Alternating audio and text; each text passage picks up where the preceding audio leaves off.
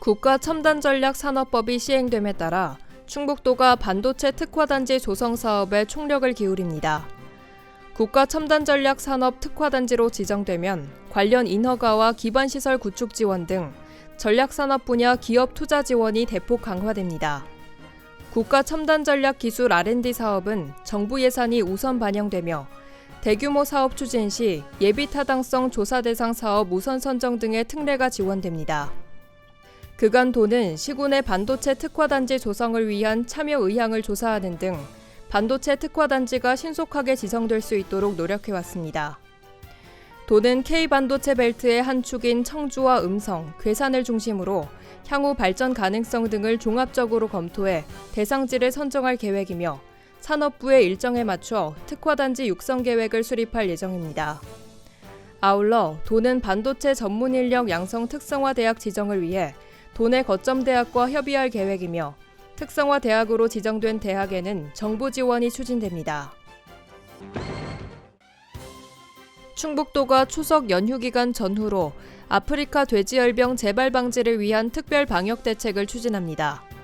이번 방역 대책은 최근 강원도 양구군 양돈농장에서 아프리카 돼지열병이 발생했고 추석 연휴 기간 이동이 증가함에 따라 추진합니다.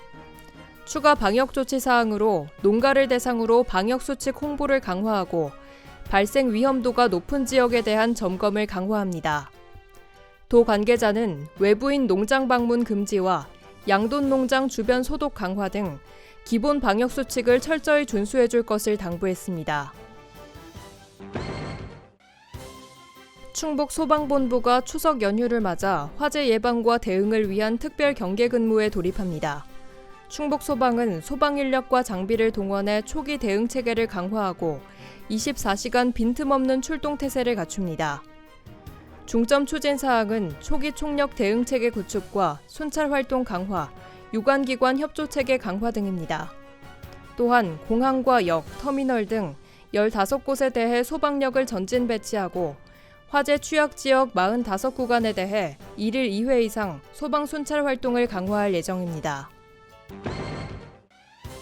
충북도와 삼성전자, 사회복지공동모금회, 충북아동복지협회가 보호아동 청소년 자립통합지원사업 추진을 위한 업무협약을 맺었습니다.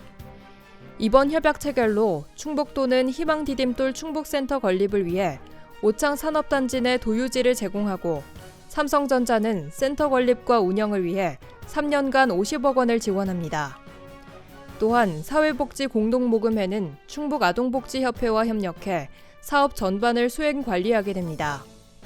내년 하반기 준공을 목표로 건립되는 희망디딤돌 충북센터에는 보호 종료 자립준비 청년이 홀로 서기를 준비할 수 있도록 원룸 형태 1인 1실의 주거 공간과 상담실, 프로그램실 등을 설치해 맞춤형 지원을 하게 됩니다.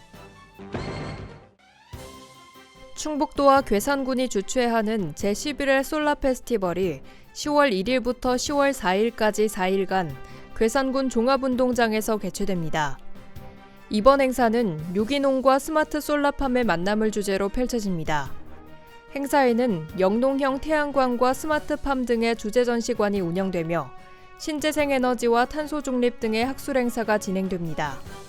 행사 첫날 충북민족미술인협회가 공동 주관하는 그림 그리기 대회가 개최되며 어린이를 위한 에어바운스 놀이터가 행사 기간 동안 상설 운영됩니다. 알림마당입니다. 옥천군이 추석 연휴를 앞두고 모든 공영주차장을 무료로 개방합니다. 대상은 옥천 공설시장 주차타워와 옥천 농협 공영주차장 등 유료로 운영 중인 공영주차장 3곳으로 14일까지 무료로 개방합니다. 충주시가 추석 연휴 쓰레기 관리 종합대책을 추진합니다. 시는 도심 주변에 대한 청결 활동을 실시하고 생활 쓰레기 배출 안내를 통해 쓰레기를 적기에 수거할 예정입니다. 진천소방서가 오는 16일까지 소방안전관리 실무능력 경연대회 참가 신청을 받습니다.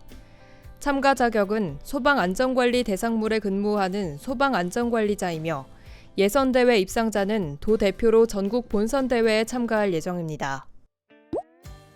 제천 지역 예술인들이 전통시장 순회 전시에 나섰습니다. 제천 원도심 르네상스 사업단은 10월 23일까지 원도심 주요 상권에서 지붕 없는 미술관을 운영한다고 밝혔습니다.